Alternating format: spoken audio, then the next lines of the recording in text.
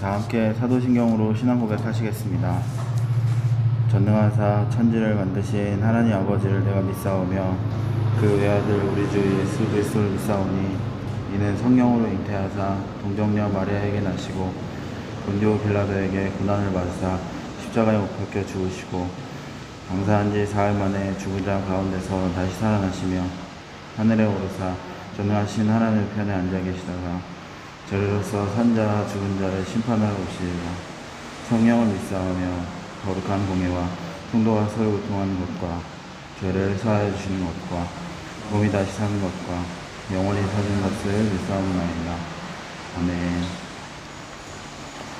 네, 함께 사무엘상 1장 19절 말씀 보시겠습니다. 사무엘상 1장 19절 말씀입니다.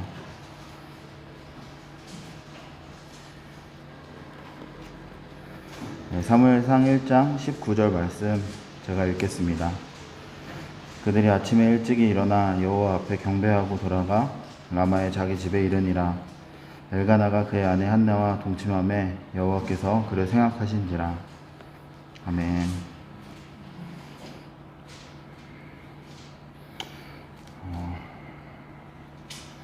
지난주에 휴가를 내고 가족하고 잠깐 바람 쐬러 다녀왔었는데요.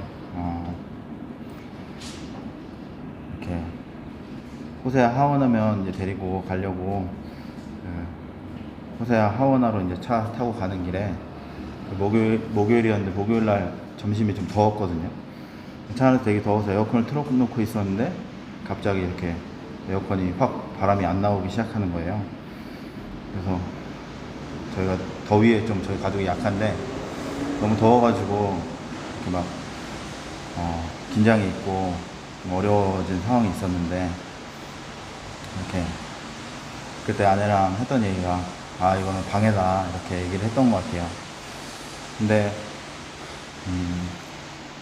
아직도 사실 저는 이제 그런 상황 가운데 교회에서 배운 대로 가정이 함께 시간을 보내려고 할 때 원수가 방해를 할 수 있다 이렇게 생각하는 것이 좀 익숙치는 않은데 제 안에 생각해 봤을 때 그 상황을 이렇게 방해로 보는 것과 그 상황을 단순히 차가 오래돼서 그런 거다 이렇게 보는 것과의 차이에 대해서 좀 생각을 해보게 된 것 같아요. 상황을 보면서 차가 오래돼서 에어컨이 고장났나 보다. 돈이 더 많이 나가려나? 차를 고쳐야 되나? 이런 식으로 생각을 할 때는 마음이 어려워지고, 좀 더위를 좀 참고 그냥 가면 좋겠다. 이렇게 더위에 예민할까? 이렇게 생각하면서 마음이 어려워진다면, 이 상황은 우리 가족이 또 좋은 시간 보내려고 할 때 원수가 좋은 시간 보내지 못하게 하려고 방해하는 것일 수 있다라고 생각하면 이렇게 먼저 가족을 보호해야 되겠다는 생각을 하게 되고 또 가족을 보호하는 생각 안에서 마음이 움직이게 된다는 것을 생각해 본 것 같습니다.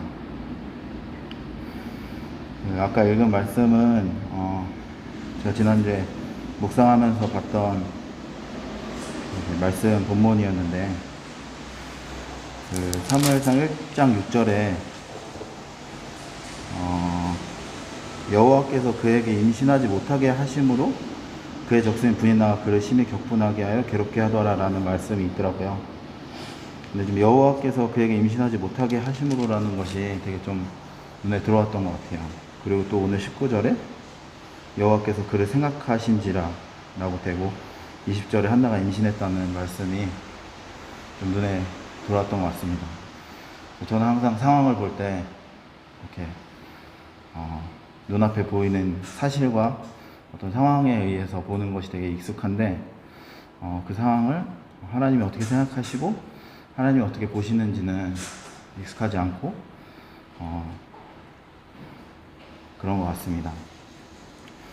그래서 기도하고 싶었던 부분은 예배에 나아갈 때 하나님 앞에 좀 구하고 싶다는 생각이 들었는데 하나님 저희의 상황과 저희 환경은 각자 다 다르고 잘 모르지만 오늘 예배에 나아갈 때 하나님께서 저희를 생각하여 주시고 저희를 기억하여 주시고 저희가 하나님 앞에 올바르게 예배할 수 있도록 또 은혜 내려주시기를 하나님 앞에 구하면 좋겠다는 생각이 들었습니다. 함께 기도하시겠습니다. 하나님, 오늘도 하나님 앞에 나가서 예배를 드릴 때 하나님 은혜를 구하고 하나님께서 우리를 생각하여 주시고 기억하여 주시고 소망합니다. 하나님, 우리를 생각하여 주시고 우리가 하나님 앞에 예배할 수 있도록 도와주시고 하나님 앞에 예배할 때 우리가 하나님 은혜를 부어주시고 하나님 앞에 구할 수 있고 우리 삶에 행복이 있을 수 있도록 도와주시옵소서. 하나님, 오늘 하나님 앞에 예배할 때 하나님의 은혜를 구하며 나아갑니다. 저를 불쌍히 여겨주시고 저를 또 생각하여 주시고 저를 기억하여 주셔서 오늘 우리가 드리는 예배를 받아주시고 은혜를 내려주시길 원합니다. 예수님의 이름으로 기도합니다. 아멘.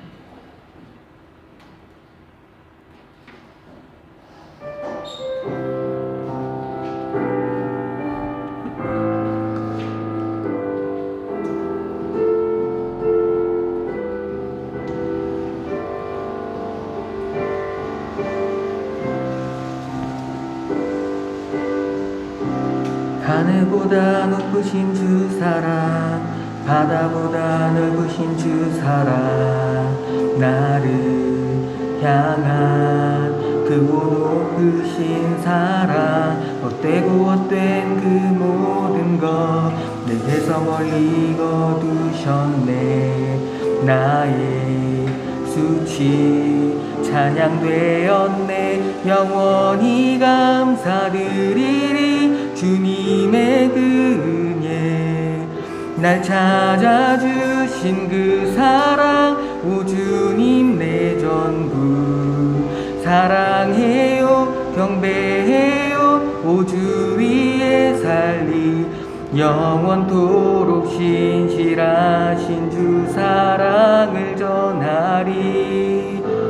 하나님께서 세상을 사랑하사 독생자를 주셨으니 믿는 자는 영생을 얻으리.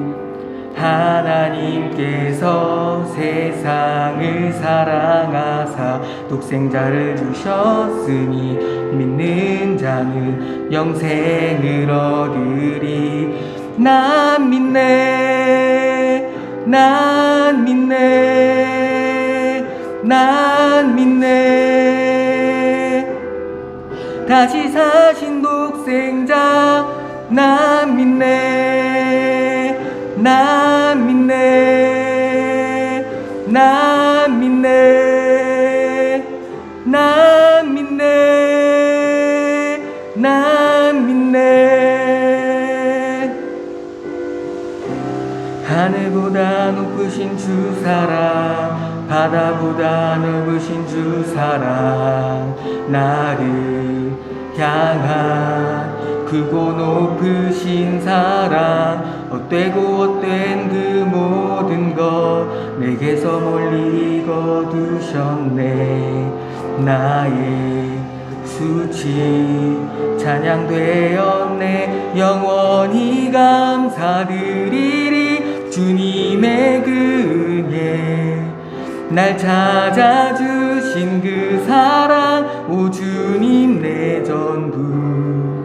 사랑해요, 경배해요, 오 주 위에 살리. 영원토록 신실하신 주 사랑을 전하리. 하나님께서 세상을 사랑하사 독생자를 주셨으니 믿는 자는 영생을 얻으리. 하나님께서 세상을 사랑하사 독생자를 주셨으니 믿는 자는 영생을 얻으리. 하나님께서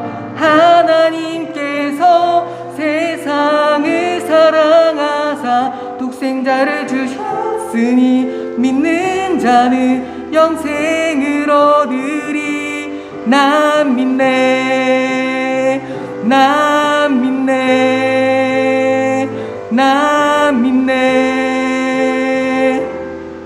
다시 사신 독생자 난 믿네, 난 믿네, 난 믿네, 난 믿네,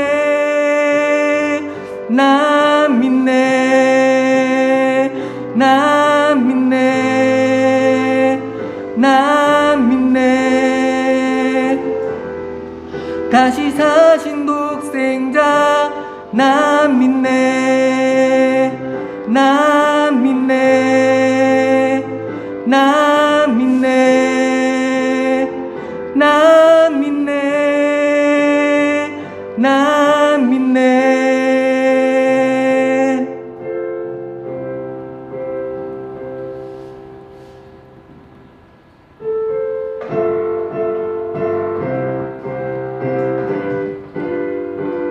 저 높은 하늘 위로 밝은 태양 떠오르듯이 난 주저앉지 않으리. 어떤 어려움에도 주의 길을 선택하리. 빛 가운데로 걸으리. 주님을 크게 보는 믿음 가지고 세상에 나타내리라. 놀라운 주의 사랑을, 주의 꿈을 안고 일어나리라. 선한 능력으로 일어나리라. 이 땅의 부흥과 회복은 바로 나로부터 시작되리. 주의 꿈을 안고 일어나리라. 선한 능력으로 일어나리라. 이 땅의 부흥과 회복은 바로 나로부터 시작되리. 저 높은 하늘 위로 밝은 태양 떠오르듯이 난 주저앉지 않으리. 어떤 어려움에도 주의 길을 선택하리. 빛 가운데로 걸으리. 주님을 크게 보는 믿음 가지고 세상에 나타내리라. 놀라운 주의 사랑을,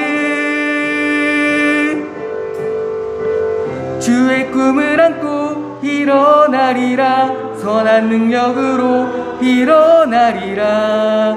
이 땅의 부흥과 회복은 바로 나로부터 시작되리. 주의 꿈을 안고 일어나리라. 선한 능력으로 일어나리라.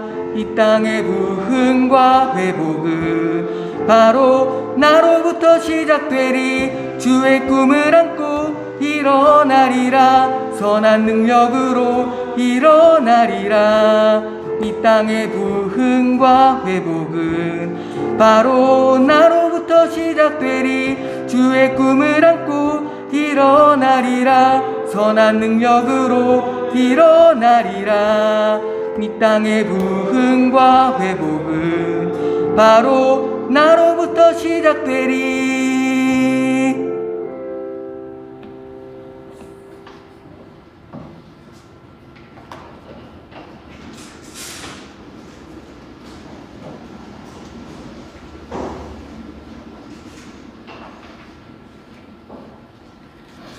하나님, 우리에게 가정을 주시고 새 생명을 주시고 언제나 함께해 주시는 주님의 그 은혜에 감사드립니다.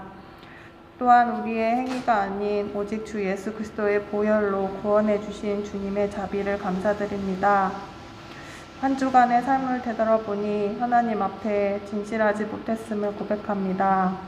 신실하지 못했던 저희들의 삶을 용서해 주시고 우리의 연약함이 다시 주님 앞에 강함되어 설 수 있도록 이 시간 은혜를 더하여 주시옵시고 십자가의 보혈로 우리를 깨끗게 하여 주시옵소서.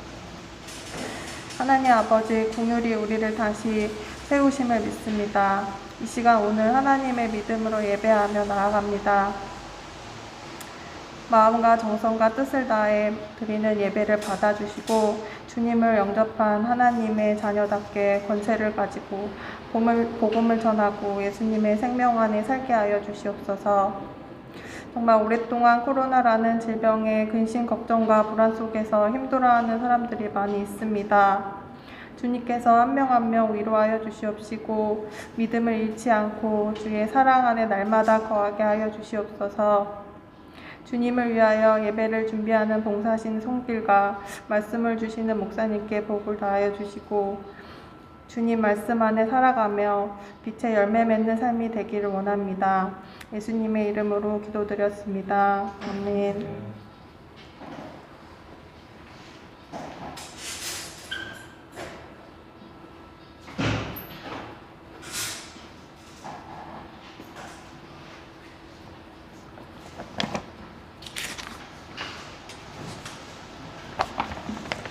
네, 성경 말씀 마태복음 4장 23절에서 25절입니다. 마태복음 4장 23절에서 25절 말씀입니다.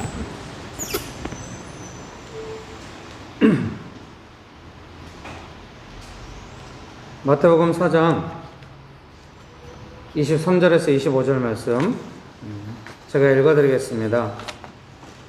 예수께서 온 갈릴리에 도로 다니사 그들의 회당에서 가르치시며 천국 복음을 전파하시며 백성 중에 모든 병과 모든 약한 것을 고치시니 그의 소문이 온 수리아에 퍼진지라. 사람들이 모든 앓는 자 곧 각종 병에 걸려서 고통당하는 자 귀신 들린 자 간질하는 자 중풍병자들을 데려오니 그들을 고치시더라. 갈릴리와 데가볼리와 예루살렘과 유대와 요단강 건너편에서 수많은 무리가 따르니라. 아멘. 좋으신 예수님, 은혜를 베풀어 주셔서 감사합니다. 하나님만을 간절히 의지합니다. 성령 하나님 충만하게 역사하여 주시옵소서. 예수님의 이름으로 기도합니다. 아멘. 네, 설교문 다 받으신 줄 생각합니다. 설교문 서론을 제가 읽어 드리겠습니다. 우리가 아플 때, 고통당할 때 치료하시는 예수님은 어디에 계시는가? 오랜 고통에서 노임받을 수 있도록 예수님의 치료를 간구합니다. 다 할 수 없지만 치료하시는 예수님을 믿습니다. 치료해 가시고 무엇보다 일상을 지켜주시는 예수님의 돌보심을 기억합니다. 오늘 본문에 있는 것처럼 이렇게 예수님께서 직접 눈에 보이게 나타나셔서 여러 가지 아픔 가운데 있는 사람들을 고쳐주신다고 한다면은 그 눈에 보이잖아요. 예수님께서 고쳐주셨구나. 이런 거를 보고 확인할 수 있고 또 이제 고쳐주시도록 은혜를 구할 수가 있는데 지금 현재 우리의 삶은 그렇지는 않잖아요. 일단 예수님께서 우리 눈에 보이지 않고 이제 우리는 뭐 병원을 통해서 고침받고 이런 부분이 있는데 성경의 가르침은 예수님께서 우리의 고통과 아픔을 치료해 주신다고 하시니까 우리도 그 믿음 안에서 예수님께 치료를 받아야 하는데 예수님께서 눈에 보일 때처럼 사람들이 이렇게 예수님의 치료를 따라서 고침받고 이러면은 명확한데 지금 우리 상황에서 예수님은 보이지 않고 그러나 우리는 믿고 있죠. 예수님은 우리를 치료하시는 분이다 이렇게 믿고 있는데 이런 상황에서 그럼 우리 어떻게 예수님의 치료를 받을 수 있을까? 이제 그런 부분이 좀 우리의 고민이라고 하겠습니다. 또 믿음의 내용이라고 할 수가 있겠죠. 제일 현실적으로 좋은 방법은 그 병 고치는 은사를 받은 목사님이나 사역자가 있어가지고 딱 바로 고치고 이러면 제일 좋은데, 저는 뭐 그게 좀 잘 안 됐던 것 같아요, 제 삶에. 그래서 또 이제 제가 생각할 때 오늘날 우리의 삶에 일반적으로 나타나는 그 내용 안에는 이제 이게 우리의 일상의 삶 안에서인 거죠. 우리 일상의 삶에 아픔들이 많이 있는데, 우리가 막 꼭 목회자나 사역자만이 아니라 우리가 뭐 은사 받아가지고 갑자기 딱 치료되고 이러면 좋은데, 예, 그런 일이 아닐 때 우리의 삶에 있는 고통이나 아픔들은 어떻게 치료될 수 있을까를 고민하게 되는 것입니다. 그래서 이런 부분이 중요한 것 같습니다. 사랑하는 성도님들의 삶 속에서 고통이 있잖아요. 통증이 있고 아픔이 있습니다. 몸과 마음이 아플 수 있습니다. 그때 예수님께서 치료해 주시는 분이다. 예수님께 치료를 받아야 된다. 이렇게 믿고 나는 예수님의 치료를 받고 싶다. 이렇게 나아가는 것이 아주 좀 중요하겠습니다. 그렇게 예수님의 치료를 구하는 그런 마음의 내용, 믿음의 내용이 좀 필요합니다. 예수님께 치료받고 싶다. 예수님 저를 치료해 주십시오. 이렇게 믿음으로 나아가는 것이 좀 중요합니다.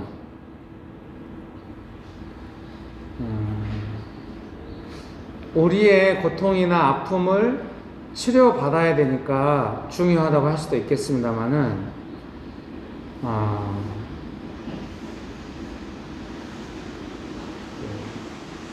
예수님의 그 치료의 과정을 알아간다고 하는 것이 보다 중요하다는 생각이 듭니다. 우리가 성경을 믿고 예수님의 제자로 예수님을 믿고 따르며 살 때에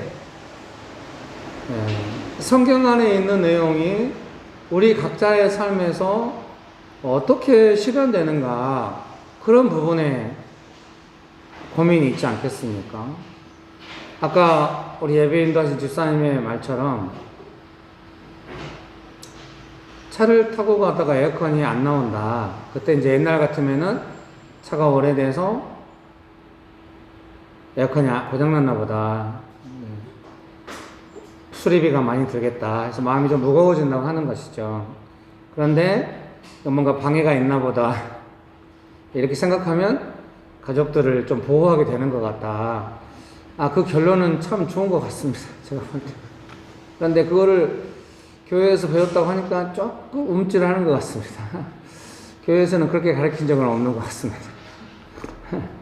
이렇게 말씀드리면은 또 깜짝 놀라죠. 언제 맨날 입만 열면 상황을 어떻게 볼지 가르쳤잖아. 제가 오늘 자세히 오해를 풀어드리겠습니다. 그러면 차를 타고 가다 만약에 에어컨이 안 나온다. 그럼 그런 상황을 어떻게 이해해야 되냐. 1, 2, 3번 순서로 차분하게 말씀드리자고 한다면, 차가 오래돼서 지금 에어컨이 안 나오는구나. 이렇게 생각하면은 가족들에게 즐거운 마음이 영향을 받잖아요. 그래서 좀 기분이 조금 안 좋아지죠. 더군다나 더위에 민감한데. 그래서 수리비가 든다 이런 생각만 들면 더 마음이 다운되고 어려울 수 있잖아요. 예정이 없던 재정이 또 들어가게 된다. 이런 거 할 때는 마음이 어렵게 된다는 것입니다.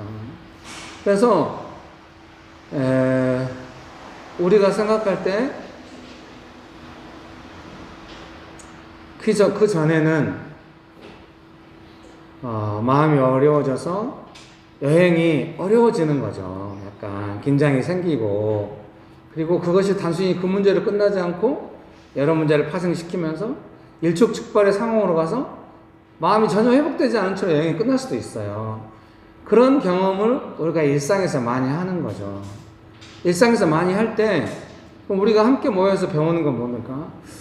뭔가 예수님을 믿는 믿음 안에서 항상 기뻐하라고 하고 이런 상황을 하는 성경적인 방법이 있을 텐데, 그리고 우리가 이것을 어떻게 해야 되냐, 그거를 비로소 예수님을 따르는 믿음의 삶 안에서 이제 이거를 해결해 가기로 한 거죠. 그게 아주 중요한 관점이에요. 그게. 그러니까 예수님을 따른다고 하는 것은 무엇이냐면은 사실 명신교에서 이야기한다고 하는 건 그런 거겠죠. 내 삶의 문제하고 내 일상하고 믿음이 분리되면 안 된다는 거죠. 예수님을 믿는 믿음 안에서 살아간다고 하는 것은 내 삶에 일어나는 문제에 대해서 어떻게 예수님을 믿는 믿음 안에서 이 문제를 다뤄갈 것인가, 그런 문제죠.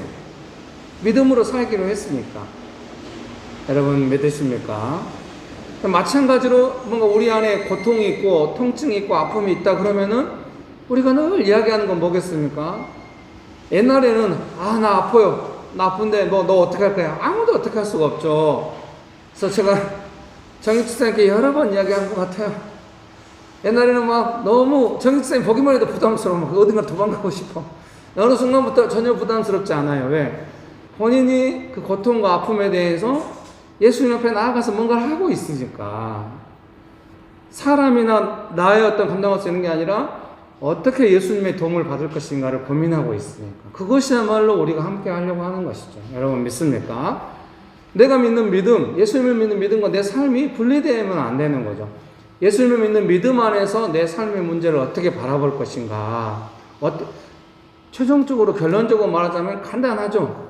이 문제를 어떻게 예수님의 도움을 받을 것인가 하는 문제죠. 그냥 그렇게 안 하면은 더위에 민감한데 모처럼 가족끼리 즐거운 시간 보내기로 했는데 갑자기 에어컨 고장난 이 상황을 익숙한 대로 나의 방식으로 처리하게 되죠. 약간 마음이 다운되면서 겉으로 표현은 안 하겠지만 마음은 많이 어렵고, 다른 것들이 예민해지면 그 이미 예민해지는 마음에 영향을 줘서 이제 뭔가 반응이 나오게 되고, 이렇게 되는 것들에 대해서 우리가 어떻게 이 문제를 해 갈 것인가, 삶의 사소한 일상 속에서도 그렇게 해 갈 것인가를 우리가 고민하는 거죠. 그래서 제일 1번으로 중요한 건 뭐겠습니까? 에어컨이 고장났을 때도 익숙한 나의 방식대로, 과거의 방식대로 이 문제를 대응하면은 결론이 안 좋다라고 하는 거를 알기 시작하는 거죠. 그래서 내 마음이 그 익숙한 방식대로 그 문제를 대응하려고 하는 것을 믿음으로 붙잡는 거죠. 사실은 이게 제일 크죠. 이게 안 되면 나머지도 잘 안 되니까. 그래서 우리가 신앙생활 하면서 조금 뭔가 뭐랄까요, 믿음이 연약해졌다 한다면은 어떤 때 알 수 있냐고 하냐면은 내 삶에 일어난 문제에 대해서 과거에 내가 익숙한 방식으로 마음속으로 대응하듯이 하는 거예요. 좀 많이 믿음이 연약했다고 할 수가 있겠죠. 좀 깨어있다고 한다면 어때요? 삶의 문제는 여전히 있을지 모르지만 그거를 계속 예수님께서 원하시는 방식으로 하려고 애를 쓰는 거죠. 제가 오늘도 좀 그런 거죠. 오늘은 날씨가 제가 되게 좋아하는 날씨인데 어제부터 오늘 예배는 1, 2, 3보다 몹시 힘드네요. 별로 설교도 별로고 잘 못하고 있어요. 그래서 제가 이제 예배 때마다 있는 일들, 옛날 같으면은 도대체 뭔 일이 있는 것이죠. 여러분 막 삶을 돌이키고 막 어떻게 또 무장하고 막 이렇게 막 했을 거예요.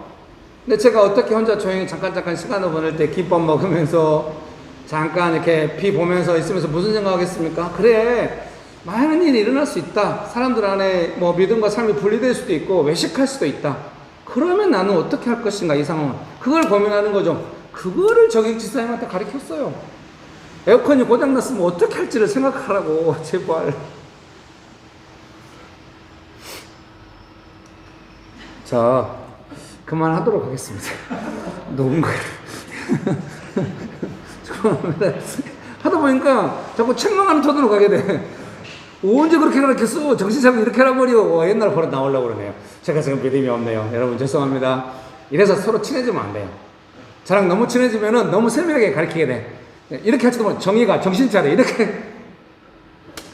지금 부천과 죽전으로 나간 동생들은 맨날 그러면서 뭐냐, 정신 어디다 두고 있는 것이야. 빨리 정신 차려. 좋기도 했지만 결론은 안 좋았어요. 자, 결론은 바람이 통할 정도로 적당한 거리를 두고 적당히 가리키는 게 필요해요. 요즘 정익집사님이 너무 배우려고 해서 걱정이네요. 이제 저마저 이렇게 빠져나가고 덤탱이 씌우면 어떻게 하겠습니까? 죄송합니다. 사랑하는 성도님 여러분, 그래서 이제 이 병을 고치시는 예수님에 대해서 나누면서 갑자기 에어컨이 웬 말인가, 차 에어컨이. 예수님, 그러면 이제 그 다음에 어떻게 하겠습니까? 이걸 어떻게 그러면 예수님의 도움을 받을까? 내가 익숙한 대로 처리하면 안 된다. 그러면은 제일 먼저 내 마음에 뭐부터 사라지겠습니까? 돈이 주는 부담감, 여행을 좀 망칠 것 같다는 부담감, 또 막 민감해지는 이런 마음들을 바라보게 되고, 더 좋은 건 뭡니까? 아내가 지금 좀 민감해 있다는 거. 더군다나 부부가 좋은 게 뭡니까? 방해가 있는 것 같다고. 너무 대화를 잘했어요. 그 방해가 있는 것 같다고 이야기할 때는 아마 제 생각에 제 느낌의 해석입니다. 뭐 방해가 실제로 있다는 이런 느낌이 아니라 그 문제가 두는 민감함이 서로의 어떤 뭔가 이 즐거움을 깨트리고 과거에 익숙한 어려움으로 가게 만들 것 같다는 걸 본능적으로 느껴가지고 이건 방해가 아니겠냐, 우리 그 길로 가서는 안 된다, 아마 그렇게 대화한 것으로 이해가 됩니다. 너무 훌륭한 대화입니다. 네, 더 좋은 대화는 뭐겠습니까? 내가 에어컨이 안 나오니까 좀 민감해지면서 갑자기 막 재정 걱정이 되고 느닷없이 이런 일이 생기니까 너무 어려워지려고 한다고, 미안하다고. 이게 제일 좋습니다. 언제나 진실은 최고거든요. 저도 옛날에는 그렇게 못했어요. 우리 애들하고 어릴 때 막 어디 가면은 막 음식점에서 막 난리가 나면 제가 뭔가 방해가 있다 이렇게 했어요. 근데 제가 시간이 지나면서 어떻게 했겠습니까? 미안하다고, 지금 내 마음이 예민하고 조금 잘 안 되고 있다고 아내나 아이들한테 그 이야기하는 거죠. 그러면 아이들이 어떻습니까? 우리 아빠가 드디어 진실을 고백하는구만. 옛날부터 아빠의 문제였어. 이렇게 가는 게 아니라 아내와 아이들이 어떻게 생각하냐면 되게 뭔가 따뜻함을 느끼는 것 같아요. 그때 예수님의 성품이라는 생각이 들죠. 이게 어떻게 예수님이 우리의 어려운 삶에 오시는가 생각을 해보면은 그때 마음을 그렇게 쓸 때인 겁니다. 함께 이거를 잘 분별하는 것도 더 중요하지만은 더 중요한 거는 진실하게 마음을 쓰면서 제가 제 아내에게, 우리 아이들에게 좀 도와줘, 이렇게 가는 거. 제가 오늘 3부 예배 때도 오기 전에 어떤 마음을 가지고 왔겠습니까? 이제 1, 2부 예배 해보니까 느낌이 있잖아요. 오늘 예배가 어떻다면 제가 어떤 마음으로 왔겠습니까? 어떤 일이 있다 할지라도 그거는 저의 반응인 것 같습니다. 예수님, 저는 반응을 잘 하기 원하고 예수님의 도움을 받고 싶습니다. 그런 마음을 했을 거 아닙니까? 그래서 설교가 지금 그런 식으로 진행되고 있지 않을까요? 3부 때 되면 어떡해. 최소한 2부 때는 됐어야지. 자, 1부, 2부 예배 들으신 분들 죄송합니다, 여러분. 여러분 축복합니다. 그래서 아픈 것이 있는데 이 아픈 것을 어떻게 예수님께 도움받을 수 있을까? 그건 다 비슷한 거죠. 에어컨이 고장났는데 예수님의 도움 가운데서 그걸 해결해 간다는 건 어떤 것일까? 그러면서 믿음 안에서 해가는 거 다 비슷한 겁니다. 가정 안에 작든 크든 어떤 일들이 발생했을 때, 내 삶에 고통이 일어났을 때 이걸 어떻게 예수님의 도움을 받아 풀어갈 것인가, 예수님의 도움을 받을까, 그렇게 생각하면서 나아가는 줄 믿습니다. 여러분, 그런 은혜가 가득하게 되시기를 주의 이름으로 축복합니다. 축복합니다. 설교문 서론을 제가 읽어드리겠습니다. 우리가 아플 때, 고통당할 때 치료하시는 예수님은 어디에 계시는가? 오랜 고통에서 노인받을 수 있도록 예수님의 치료를 간구합니다. 다 알 수 없지만 치료하시는 예수님을 믿습니다. 치료해 가시고 무엇보다 일상을 지켜주시는 예수님의 돌보심을 기억합니다. 그런 은혜가 가득하게 되시기를 주의 이름으로 축복합니다. 설교문 1번입니다. 백성 중에 모든 병과 모든 약한 것을 고치시니, 몸과 마음이 아픈 사람들이 예수님께 왔습니다. 예수님은 그들을 치료하셨습니다. 이는 선지자 이사야를 통하여 하신 말씀에 우리의 연약한 것을 친히 담당하시고 병을 짊어지셨도다 함을 이루려 하심이더라. 마태복음 8장 17절입니다. 여러분 믿으십니까? 예수님은 우리의 연약함과 아픈 것들을 담당하시고 친히 짊어지셨다, 이렇게 표현하십니다. 여러분 믿습니까? 그래서 예수님의 어떤 이런 그 메시아 되신, 그리스도 되신, 우리 구원자 되신 예수님의 이런 어떤 핵심적인 사역에 있어서 우리의 질병과 연약함과 아픔을 예수님께 친히 담당하시고 이제 고쳐주시는데, 이거를 어떻게 우리가 경험할지가 중요한 것 같습니다.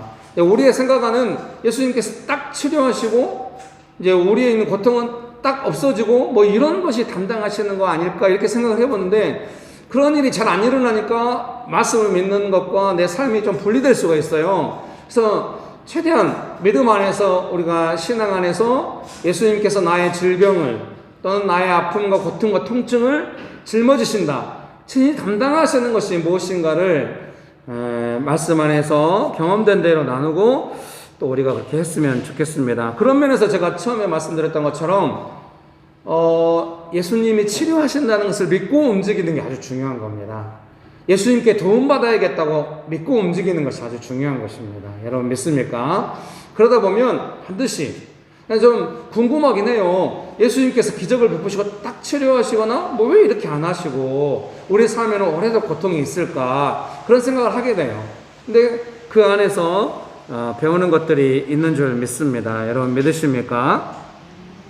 그래서 제 생각에 예수님께서 우리의 고통과 아픔을 친히 담당하시고 짊어지신다 이렇게 성경에 말씀하시는데요. 제가 첫 번째로 이제 드는 생각은 뭐냐면은 우리가 아프잖아요. 마음이 아프거나 또 삶이 아프거나 고통과 통증이 있어요. 그러면은 예수님께 치료해 달라고 해야겠다. 이렇게 예수님께 계속 꾸준히 가는 게 중요한 것 같아요. 제가 이제 1, 2부 때 다 나누긴 했는데요. 우리가 아플 때 병원 가잖아요. 근데 병원 간다고 해서 내 아픔이 다 없어지거나 이러진 않거든요. 근데 병원을 가는데 좀 중요한 것 중에 하나는 뭐냐면은 아프고 나 혼자 있으면은 아픈 거예요. 근데 병원에 가면은 치료가 시작되잖아요. 그래서 삶의 중심이 아픈 것에서 치료로 옮겨가는 측면이 있는 것 같아요. 그래서 예수님께서 우리를 치료하신다. 우리가 예수님께 치료받기 원한다. 이런 것들은 어떤 의미냐면은 예수님 저를 치료해 주시고 도와주세요. 이렇게 간다고 하는 거는 내 삶의 중심이 아픔이나 고통이나 통증에서 치료로 이렇게 옮겨가는 그런 은혜가 있는 것 같습니다. 그래서 예수님과 함께 그 치료하시는 예수님을 만나면서 경험해 가면서 나아가는 것이죠. 여러분 믿습니까? 네, 이제 우리 큰 아이를 도울 때도 아내는 막 엄마들끼리 정보가 있고 그러니까 막 아이를 빨리 치료하고 싶잖아요. 빨리 이제 우리 좀 벗어나고 싶고 막 이러니까. 그래서 더 많이 치료 프로그램을 진행하고 이러면 더 좋아질 것 같고 막 이거 또 그런 거 안 하면 막 조급함이 시달리고 이러잖아요. 그래서 막 찾아다니더라고요. 막 그쪽으로 가고 그러니까 가정이 재정이나 시간이나 다 그쪽으로 쏠리잖아요. 그러니까 이제 일상적인 가정의 흐름이 깨지는 거죠. 제가 아내한테 여보 우리는 치료하는 가정이라기보다 먼저 함께 은혜 가운데 있는 게 더 중요한 것 같아 이렇게 이야기했더니 아내가 잘 들어줬어요. 막 다 이해는 안 된 것 같아요. 치료가 눈에 보이고 해야 될 것 같은데 남편이 좀 브레이크 걸 수도 있는 건데 아내는 그걸 브레이크로 받아들이지 않고 이제 순종해줬어요. 그래서 이제 아들을 돌보면서 이제 가족들이 같이 있는 시간을 많이 보냈죠. 그래서 그때부터 여행도 많이 가고 이제 그런 시간을 많이 보냈어요. 제 생각에 이제 잘 모르겠어요. 예수님의 치료가 어떻게 진행되는지는. 근데 예수님의 치료가 있다고 할 때 제가 제일 먼저 의미 있게 부여하고 싶은 거는 고통이 있거나 통증이 있거나 아픔이 있어도 예수님께서 주신 은혜가 있는 것이죠.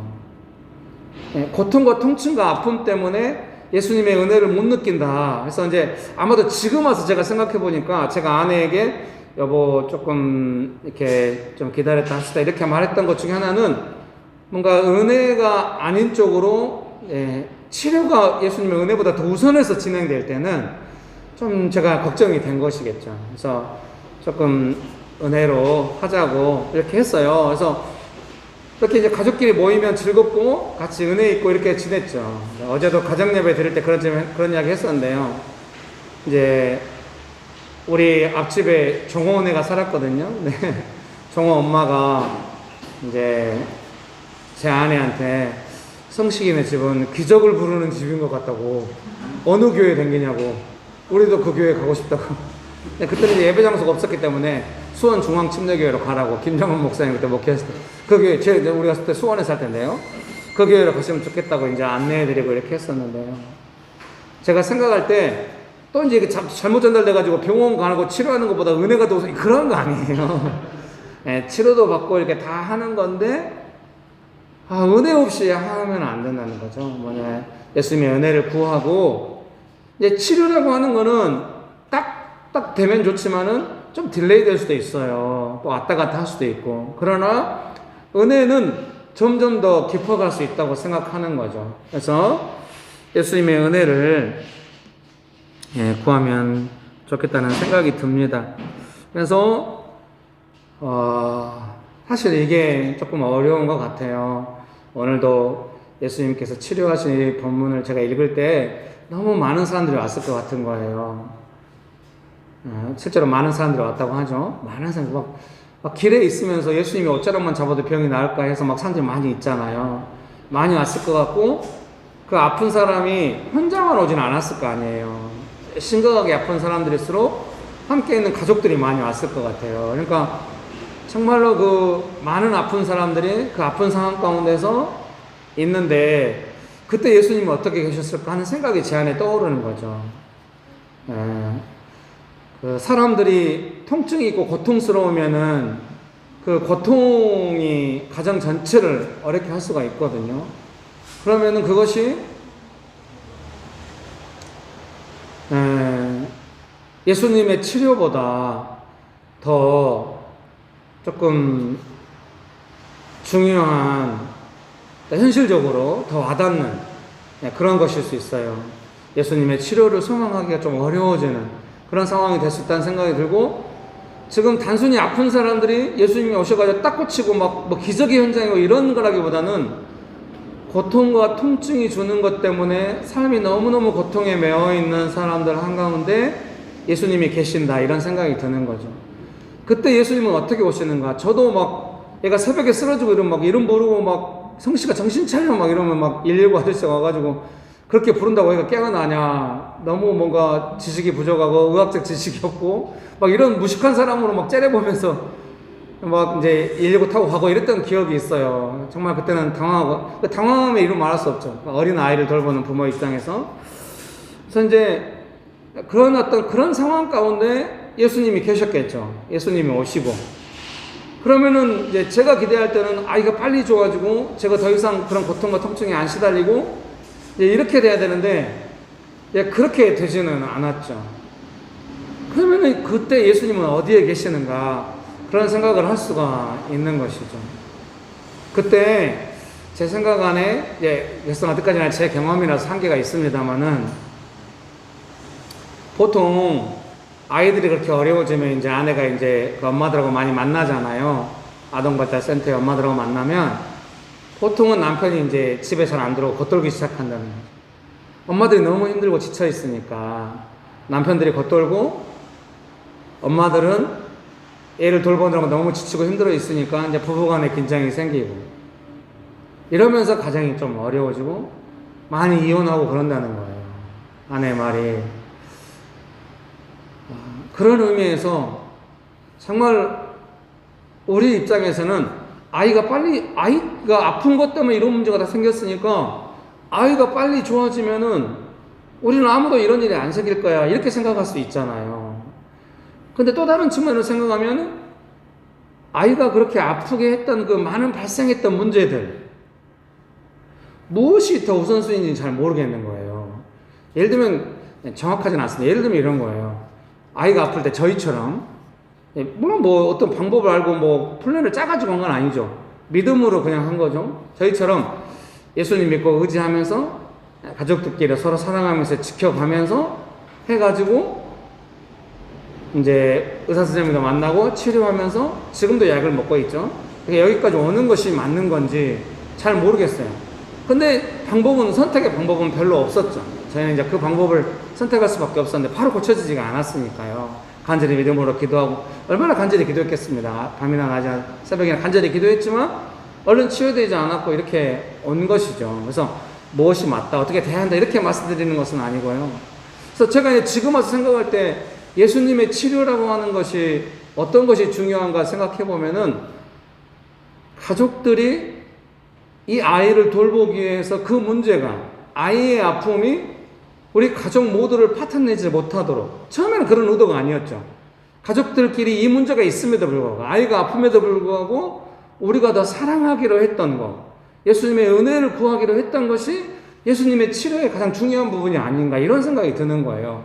그것이 실질적으로 아이의 치료에 어떤 영향을 미쳤는가 해요. 어제도 감개무량하더라고요. 아들아, 네가 어렸을 때, 아들도 다 기억하고 있더라고요. 서로 이야기하면서 이렇게 서로 따뜻하게 이야기할 수 있게 된 것이죠. 지금도 기도하고 있죠. 아이가 20대가 왔지만 이 사춘기가 지나면 좀 더 관계 통찰이 되고 되도록 막 간절히 기도하고 있어요. 끝까지 저는 기도할 거죠. 아이가 한테 오랜 시간이죠. 20몇 년 지나왔죠. 지금도 기도하면서 이렇게 해오고 있는 것입니다. 예수님의 치료, 우리의 아픔을 짊어지신다고 하는 것이 어떤 것인가를 생각하게 되고, 그런 의미에서 이렇게 말씀드리고 싶어요. 이제 오늘 1, 2부 때는 하지 않았고요. 3부 예배 드리기 직전에 제가 이제 기도하면서 받은 내용을 옆에다 적어놨는데요. 예수님의 치료 가운데 들어가지 않으면 어떻게 되는가 생각해 볼 때요. 제일 먼저 이제 고통이 오고 통증이 오고 이러면은 원망이 생기는 것 같아요. 원망이 생기면은 상대방을 향한 원망이고 이러기 때문에 반드시 분열이 생기는 것 같아요. 분열이 생기면 이제 결국은 흩어지겠죠. 하나됨이 깨지니까 흩어지게 되는 것입니다. 정말로 이제 마음 아프죠. 그러니까 예수님의 치료라고 하는 것이 처음에 진행될 때는 어떤 의미가 있다고 생각하냐면, 비록 통증이 있고 아픔이 있고 고통이 있어도 원망을 만져주시고, 그 다음에 서로를 향한 어떤 그런 분열, 이거를 막아주시는, 축복합니다. 저도 이제 명심교회 목사로서 항상 이 원망과 분열이라고 하는 것은 이스라엘 백성도 광야에서 그랬지만 마치 옆에 있는 건 것 같아요. 우리 인생에 순식간에 원망하는 마음이 올라오고 상대방을 판단하면서 멀어지려고 하는 것은 우리 삶에 가까이 와 있는 것 같아요. 목사로서 옛날에는 그런 거 있으면은 성도들을 그렇게 생각하냐고, 누구 판단하고 있냐, 하지 말라고, 빨리 돌이키라고, 돌아보라고, 늘 이런 거 하는 게 주 일 중에 하나였어요. 근데 지금은 그렇게 하지 않아요. 그러면 제가 지금은 어떻게 하고 있겠습니까? 느껴요, 약간. 목사니까. 하나됨이 없구나. 서로 안에 긴장과 견제가 있으면서 깨어지는 게 있구나. 옛날 같으면, 이러면 교회가 어떻게 될까? 목회를 왜 해야 되나? 이러면서 막 하나 되게 하려고 제가 직접 전화 걸고 분명히 했을 겁니다. 그렇게 하지 말라고. 마음 돌아보라고. 지금은 전혀 그렇게 하지 않아요. 못 느끼고 있거나, 안 하고 있거나 그런 개념이라기보단 이것을 어떻게 할 것인가. 언제나 제가 제 자신을 생각하는, 나는 여기서 어떤 반응을 보일 것인가. 이게 항상 중요한 거예요. 나는 어떻게 반응할 것인가. 옛날에는 빨리 돌이키라고 이렇게 했는데 지금은 그렇게 하지 않는 거죠. 왜요? 결국 예수님께서 우리에게 오셔서 역사하시고 고쳐주시고 치료하셔야 되는 거죠. 예수님께서 우리를 치료하게 하셨는데 내가 해야 될 일이 무엇일까를 생각하게 되는 것입니다. 사랑하는 성도님 여러분, 여러분의 삶에서 어떤 일이 일어났을 때 자연스럽게 그 상황이 주는 마음들, 나의 반응들이 있을 것입니다. 제가 그냥 귀에서 피가 날 만큼 이렇게 말씀드린 것 같아요. 그렇게 가지 말고 예수님의 도움을 구하십시오. 에어컨이 고장났을 때 예수님의 도움을 구하십시오. 도움을 구한 줄 믿습니다. 그렇게 했을 때 어떤 유익이 있습니까? 원망하거나 분열하거나 흩어지거나 이런 건 애초에 우리의 논의의 대상이 아니는 것입니다. 그리고 어떻게 됩니까? 그 믿음으로 깨어있는 사람을 통하여 예수님의 치료하심이 그 상황을 고치시는 것이 있게 되는 것이죠. 여러분 믿습니까? 그런 생각이 들어요. 저희 아이만 아픈 건 아니잖아요. 많은 아이들이 아프잖아요. 그러면 그 아픈 많은 사람들은 예수님의 치료를 받았을까? 그런 생각을 하는 거죠. 고통 없는 가정 없잖아요. 예수님은 그 가정의 고통을 치료하셨을까? 그런 생각을 하게 되는 거죠. 그런 질문은 뭘까요? 예수님이 치료하셨나 안 하셨나? 그게 아니라 예수님의 치료가 이런 부분이 있다는 것을 사람들이 알고 있을까? 그렇게 도움받았으면 좋겠는데 그런 마음입니다. 사랑하는 성도님 여러분, 그런 은혜가 가득하게 되시기를 주의 이름으로 축복합니다. 네, 설교문 3번입니다. 고통 중에 예수님을 의지하는 것. 우리의 질병과 연약함을 친히 짊어지시는 예수님께서 우리와 함께 하신다는 것을 어떻게 느끼며 살아갈 수 있을까요? 우리가 겪는 고통만 있는 것이 아니라 치료하시는 예수님이 함께 계시다는 것을 어떻게 알고 동행할 수 있을까요? 잠깐 아픈 것도 있지만 대부분은 오래된 고통입니다. 나의 오랜 고통에 예수님과 함께 오랜 동행을 할 준비를 해야 합니다. 고통이 단기간에 끝나지 않았고 치료가 한순간에 이루어지지 않았습니다. 그것은 우리 삶에 들어와서 함께 있었습니다. 그만큼이나 예수님의 치료하심, 짊어지심은 우리의 삶에 가까이 있습니다. 사랑하는 성도님 여러분, 제가 경험할 때 금방 치료된 것도 있었어요. 제 아내가 병원에 몇 개월 입원했을 때 정말 아이가 나올 것 같지만 금방금방 긴급하게 치료하시고 돌보시고 지켜주시고, 아내가 무사히 출산하고 또 아이도 건강하게 나와서 좀 잘 기르고, 이런 것도 긴급하게 하는 것도 있었습니다. 근데 그걸 제가 왜 긴급하게 막 우와 기적이다 막 이렇게 간증하듯이 하지 않는 이유는 뭐겠습니까? 그거는 제가 경험했던 그 몇십 년간의 그 예수님의 인도하심과 치료하심 안에서 그 은혜 안에서 이루어진 일이었기 때문에 그런 것입니다. 여러분 축복합니다. 예를 들면은 에어컨이 막 안 나와요. 미안해요. 물론 에어컨이 안 나오는데 정인 집사님이 갑자기 은혜 받아가지고 에어컨에 손을 얹고 기도를 했어. 바로 고쳐져. 이러면 어떻게 되겠어요? 뭐 좋겠죠. 근데 그런 일이 잘 안 일어나요. 우연히 또 막 몇 번 때리면서 했더니 그거 때려가지고 고쳐지네. 제 아내는 주로 가전제비 고장나면 때리거든요. 그러면은 가습기가 갑자기 웅 소리가 몇 번 딱 때리니까 가습기가 소리가 안 나요. 그래서 굉장히 이렇게 하는데 그러면 그 에어컨을 어떻게 고쳤겠습니까? 모르죠. 지금도 못 고쳤는지도. 근데 어떻게 고쳐가고 있는 과정 중에 있겠습니까? 에어컨이 나오냐 안 나오냐보다 더 중요하게 받아들인 건 뭡니까? 집사님의 가정이에요. 우리가 이거를 예수님을 믿는 믿음 안에서 서로 사랑하면서 이 문제를 작게 만들어서 에어컨이 우리의 여행이나 우리의 관계나 우리의 삶을 어떻게 할 수 없도록 해가는 것이 어떤 것인가를 배워가는 것이죠. 마찬가지라는 생각이 들어요.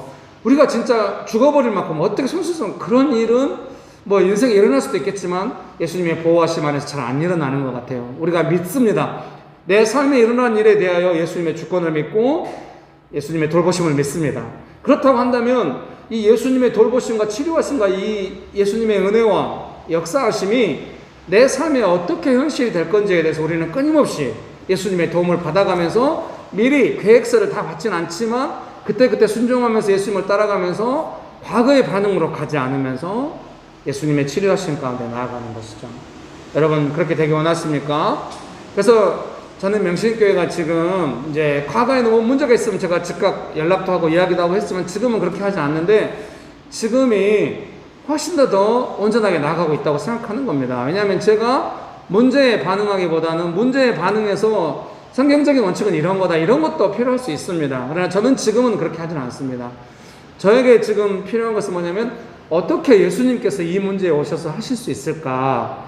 예수님께서 하시려면 나는 무엇을 해야 되는가? 거기에 제 관심과 초점이 있는 것입니다. 부부간에도 그러기를 바라는 것입니다. 에어컨에 가서 예수님이 우리를 도와주시면 내가 뭘 해야 될까? 아까는 제가 이제 예로 좀 진실하게 하면 좋겠다 이렇게 말했는데 그게 조금 어려울 거예요.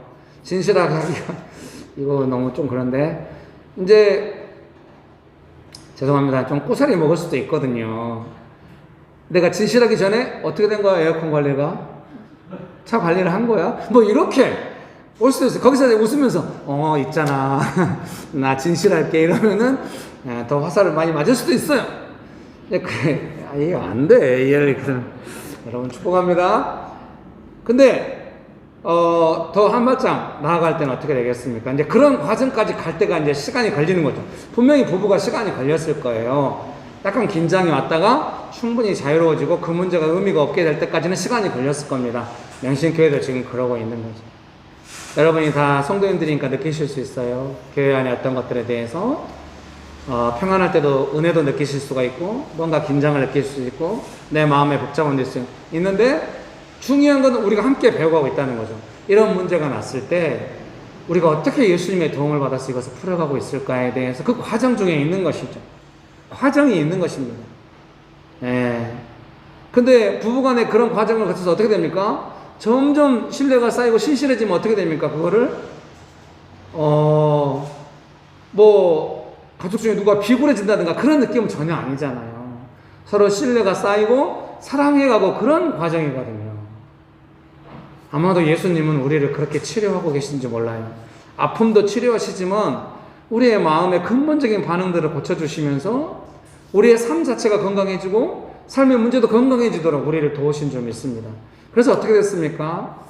성식이가 아픈 것 때문에 가족이 여행도 더 많이 하고 어려운 중에도 같이 하나 될 수 있고 성식이가 크면서 다양한 반응을 보일 때마다 거기에 맞춰서 또 우리가 하고, 성식이랑 제가 한동안 성식한테 성식아 정신 차려 이렇게 했는데 이제 그게 안 먹혀요. 저를 슬슬 피하면서 그래서 요즘은 바꿨습니다. 맛있는 간식 사갖고 성식아 먹어 이렇게.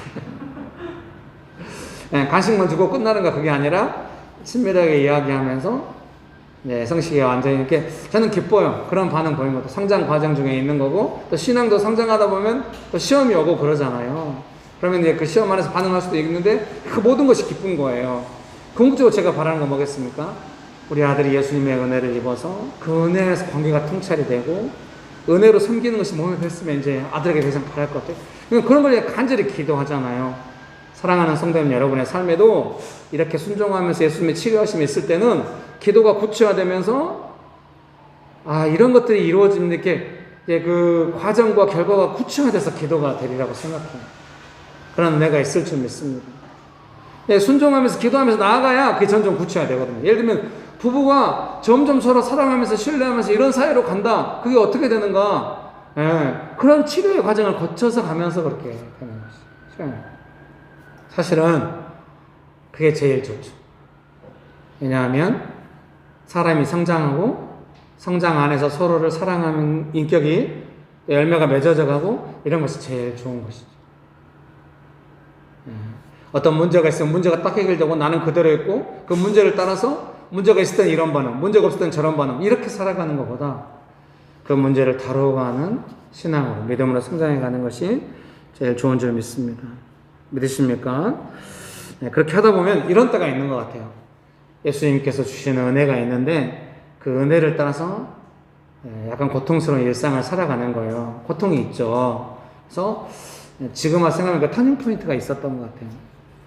이 고통이 늘 긴급 상황처럼 있었지만 은혜를 구하면서 막 전쟁 치르듯이 애가 격렬하니까 아내랑 저랑 잠을 못 자요.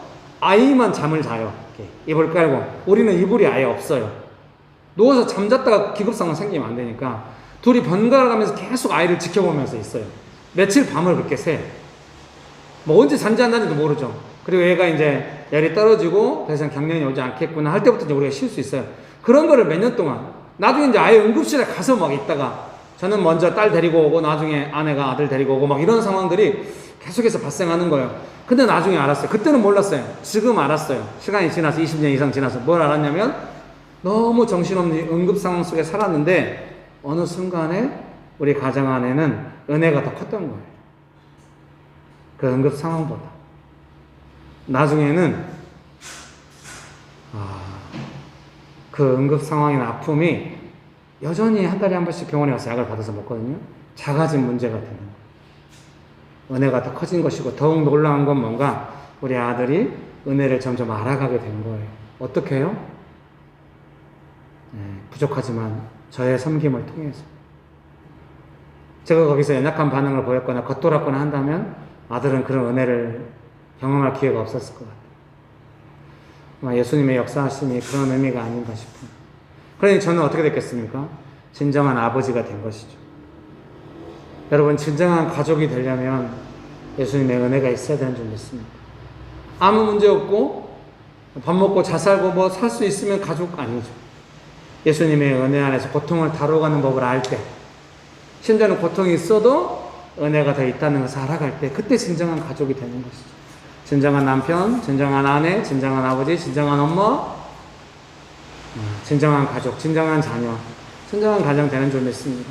예수님의 은혜만이 우리의 삶을 이렇게 하는 줄 믿습니다. 믿으십니까? 설교문 결론 읽어드리겠습니다. 언제나 고통을 짊어지시는 예수님을 의지합니다. 나의 고통은 예수님께서 짊어져 주심으로 위로를 받고 노연할 수 있습니다. 그래서 하루를 살아갈 수 있습니다. 그런 은혜가 가득하게 되시기를 주의 이름으로 축복합니다. 기도하시겠습니다. 좋으신 예수님, 언제나 우리를 치료하시고 돌보시는 예수님의 은혜를 찬양합니다. 예수님 감사합니다. 예수님의 이름으로 기도합니다. 아멘.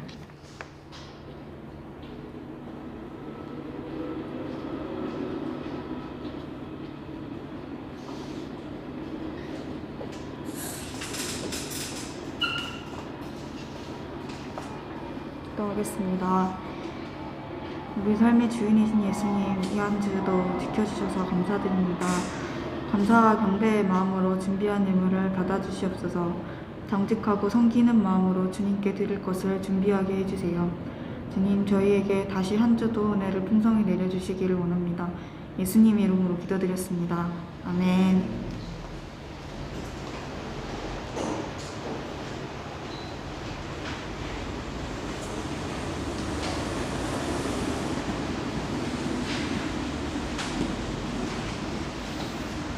광고입니다.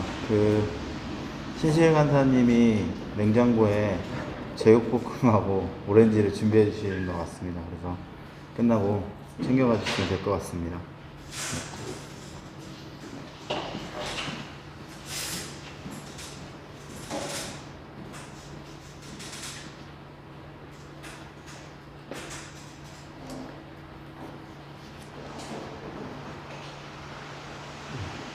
기도하시고 예배를 마치도록 하겠습니다.